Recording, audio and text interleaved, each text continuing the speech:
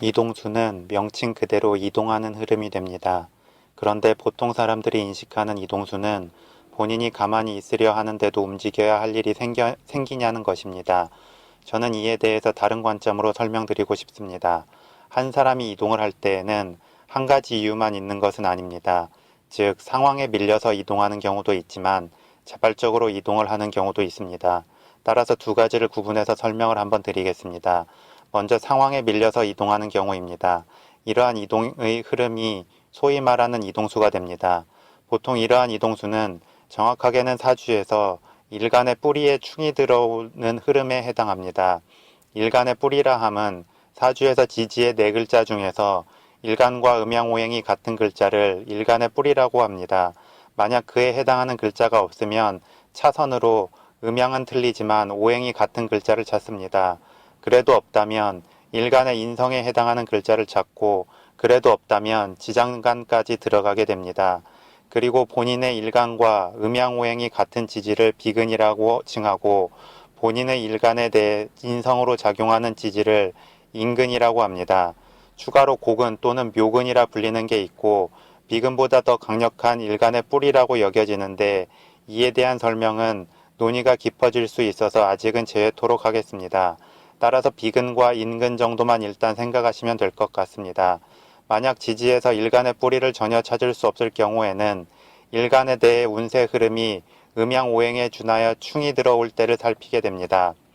다시 정리하면 일단 일간의 뿌리를 지지의 네 글자 중에서 찾고 운세 흐름에서 그 글자와 지지충으로 작용하는 흐름이 올 때 큰 틀에서 이동이 생긴다고 봅니다.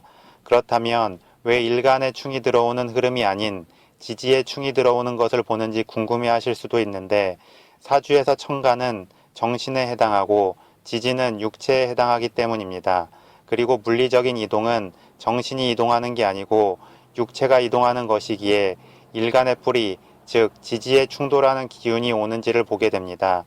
그런데 쭉 상담을 해보면 일간의 뿌리에 충이 들어오는 흐름이라고 무조건 이동을 하는 것도 아니고 일간의 뿌리에 충이 안 들어오는 흐름이라고 이동을 안 하는 것도 아닙니다. 따라서 저는 운세 흐름에서 크게 일간을 기준으로 관성의 기운이 들어오는지를 보고 관성의 기운이 과대해지는 것 같으면 한 번쯤 미리 이동을 하거나 분위기 전환을 하시라고 권해드립니다. 운세 흐름에서 관성의 기운이 강해지면 외부적 압박에 의한 이동이 생기는 경우가 종종 있습니다.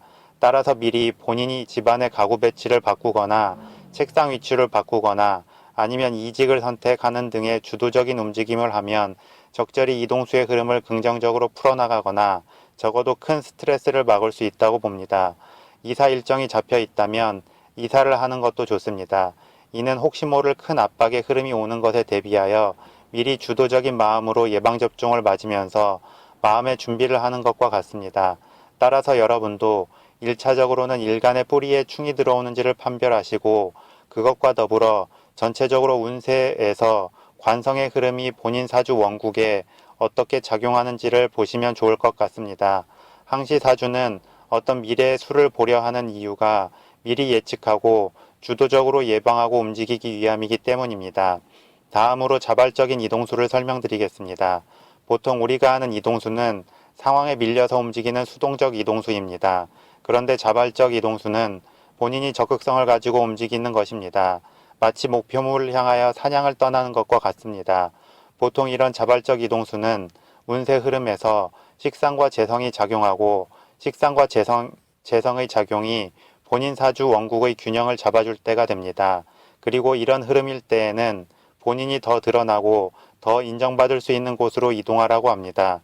즉, 주변에서 자신을 스카우트하려는 제의가 있고 그곳이 자신을 더 드러낼 수 있는 곳이라면 이직도 좋다는 것입니다.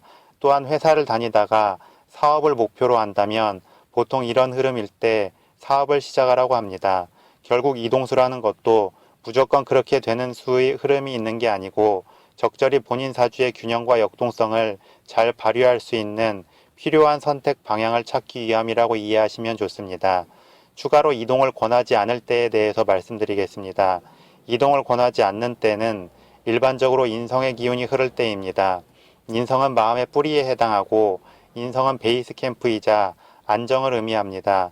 따라서 보통 운세 흐름에서 인성의 기운이 들어오면 뿌리를 내리고 베이스 캠프를 다지는 느낌으로 생활하라고 말을 하게 됩니다. 그런데 본인 사주 원국에 이미 인성의 기운이 강하고 운세에서 추가적으로 인성의 기운이 들어온다면 오히려 이동할 거리를 만들어서라도 움직이라고 말을 합니다. 인성이 너무 과대해지면 베이스 캠프를 다지는 느낌을 넘어서서 늪에 빠지는 것과 같기 때문에 사주의 균형을 잡자면 늪에서 빠져나오려는 적극적인 발버둥이나 몸부림이 필요하기 때문입니다. 또한 본인 사주 원국에 식상의 기운이 강한데 운세 흐름에서 또 식상의 기운이 들어와서 사주의 균형이 깨진다면 반대의 의미로 의지를 가지고 움직임을 삼가라고 합니다.